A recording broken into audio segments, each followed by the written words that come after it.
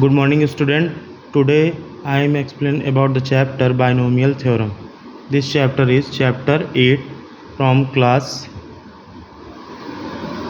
11th.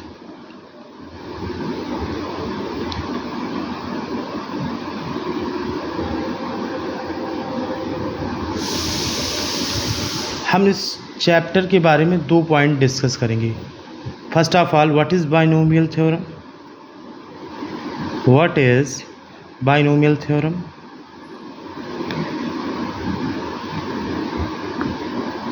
What is binomial theorem and need of binomial theorem? मतलब कि binomial theorem क्या है और इसकी ज़रूरत हमें क्यों पड़ती है. चलिए, तो फर्स्ट ऑफ ऑल हम गो टू द प्रीवियस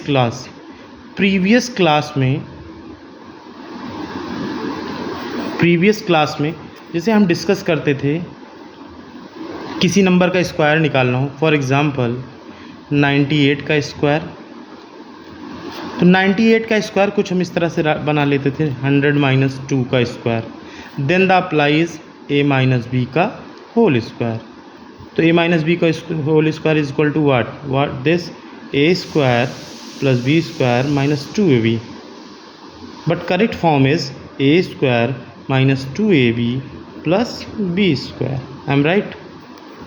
तो इस फार्मूले से, इस आइडेंटिटी से this equation can be solved and find the value of 98 का square. Next one is if number is 99,000 का क्यूब. इसकी वैल्यू अगर हमें फाइंड आउट करनी है तो किस तरह से फाइंड आउट करते थे? इसको हम लिख लेते थे 100 - 1 का क्यूब, 1000 - 1 का क्यूब. और 1000 - 1 का क्यूब में हम आइडेंटिटी जो अप्लाई करते थे वो अप्लाई करते थे a - b का whole cube is equal to a cube minus b cube minus 3ab bracket में a - b. This identity apply to this value, then find out the 999 का cube is easily.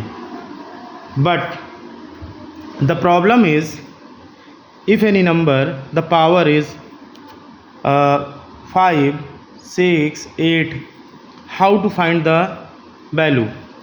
For example, अगर किसी number की power मान लो 99 की power 6 है या 99 की पावर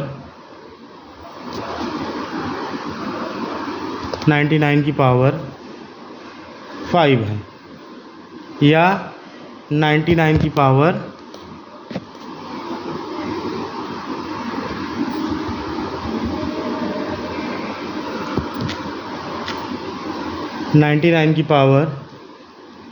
10 है, तो how to find out this value?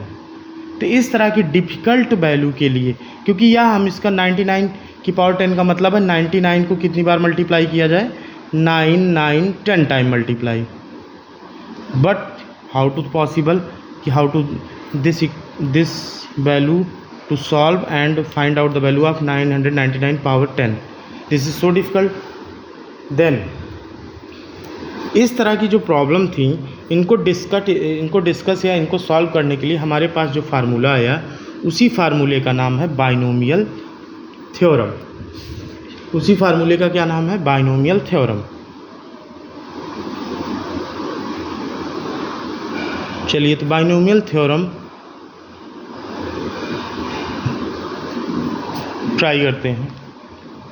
a plus b की होल पावर nc0 a की power n plus nc1 a की power n - 1 into b plus nc2 a की power n - 2 into b square plus dot dot dot. अब जैसे nc2 a की power n - 2 plus b की power 2, तो ऐसे finally last में क्या होगा?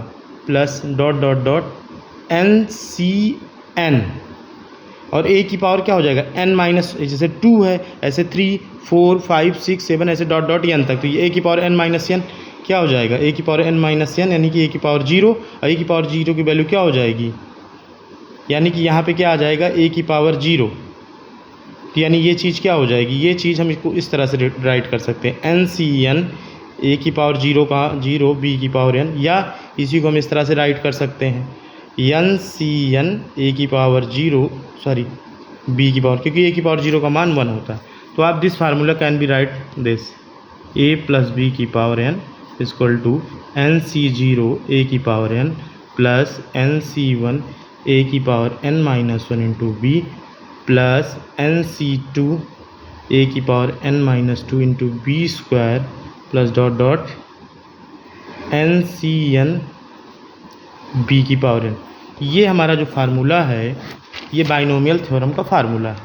इस फार्मूले से हम किसी भी तरह के नंबर का इजली जिनकी पावर 3 से ज़्यादा हो 4 time 5 time 6 time 100 time and the value, हम इसकी वैल्यू कैसे फाइंड आउट कर सकते हैं एन सी 1 की, एन सी 2 की, एन सी एन की। हमने लास्ट चैप्टर में डिस्कस किया था। इसकी वैल्यू हम निकाल सकते हैं बाई परमुटेशन या बाई कॉम्बिनेशन से। परमुटेशन या कॉम्बिनेशन के चैप्टर में हमने डिस्कस किया था N C R equal to factorial N upon R factorial N minus R factorial. Okay, इसको हम कुछ इस तरह से सॉल्व कर सकते हैं। अब बात करते हैं, हम एक आध क्वेश्चन सॉल्व कर लेते हैं कि इसकी सहायता से।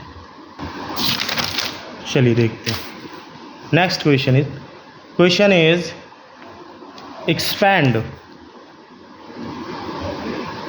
expand x स्क्वायर 3/x की पावर 4।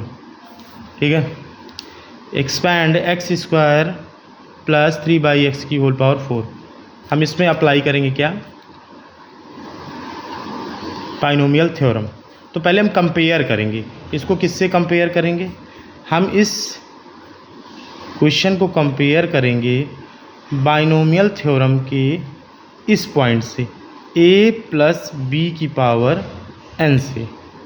अगर हम ध्यान से देखें तो a की जगह यहाँ क्या है एक्स स्क्वायर, यानी a की जगह क्या है एक्स स्क्वायर, एंड b की जगह क्या है, b की जगह है 3/x, एंड n की जगह क्या है, n की जगह हम देखें तो n की जगह is equal to compare between n and n is equal to 4। तो अब one the applies binomial theorem, पहले राइट डाउन करते हैं बाइनोमियल थ्योरम। तो बाइनोमियल थ्योरम हमारी क्या थी, हम वो देखते हैं।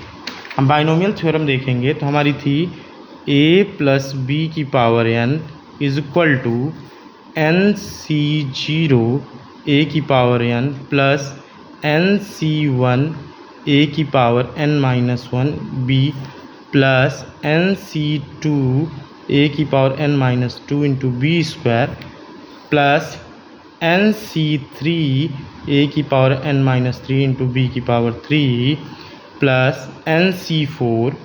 ऐसे ही हम अप्लाई करते जाएंगे b की पावर 4। तो हमने जैसे वैल्यू हमें पता है, put this formula to given value a is equal to X square put करेंगे, b is equal to 3/x and n is equal to 4। तो जहाँ जहाँ हमें इक्वेशन में n दिख रहा है वहाँ हम क्या पुट कर देंगे, वहाँ हम पुट कर देंगे 4। और जहाँ जहाँ हमें b दिख रहा है वहाँ हम क्या पुट कर देंगे, जैसे यहाँ b दिख रहा है 3/x, और जहाँ जहाँ हमको a दिख रहा है वहाँ हम क्या पुट कर देंगे एक्स स्क्वायर। चलिए नेक्स्ट पेज में, तो 4 C0 एक्स स्क्वायर की power 4 plus 4C1 into x square की पावर 3, बिकॉज 4 माइनस 1 क्या होगा 3 हो जाएगा। अब b का मतलब 3/x की power plus 3/x plus 4C2 into x square का 2 इंटू 3/x की power 2 plus 4C3 x square into 3/x की power 3, last is 4C4 into 3/x की पावर 4। अब इसके आगे हम क्यों नहीं गए, क्योंकि जब हम यहाँ पे देखेंगे यहाँ a की पावर क्या हो जाएगा 4 - 4, तो हम उसी पे रुक जाएंगे। अब इसको हम सिंप्लीफाई कर लेंगे, देन हमारा आंसर आ जाएगा। हम इसको सॉल्व करेंगे क्योंकि 4C0 का मान हमेशा क्या होता है 1 होता है। तो ऐसे ही हम 4C1 का मान क्या होता है n के बराबर होता है। जैसे 4C0 की वैल्यू क्या होती है 1 एंड 4C1 का मान क्या होता है 4C1 का मान होता है आपका 4C1 का मान n के इक्वल होता है यानी 4 होगा। अब आप कहेंगे इसको कैसे निकालते हैं, तो अब सिंपल सा इसी फार्मूले पे हम अप्लाई करके निकाल सकते हैं। NC0 फैक्टोरियल n अपान n माइनस r जैसे देखते हैं r factorial into n minus r। अब यहाँ पे अगर हम इसकी वैल्यू निकालना चाहें तो कैसे निकलेगी, देखिए n की जगह क्या है 4, r की जगह 0, तो 4C0 फैक्टोरियल 4, r कितना है 0,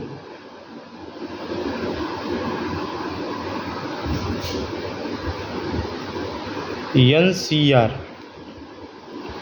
r की value 0 factorial n minus r यानी कि 4 माइनस 0 इन द फैक्टोरियल।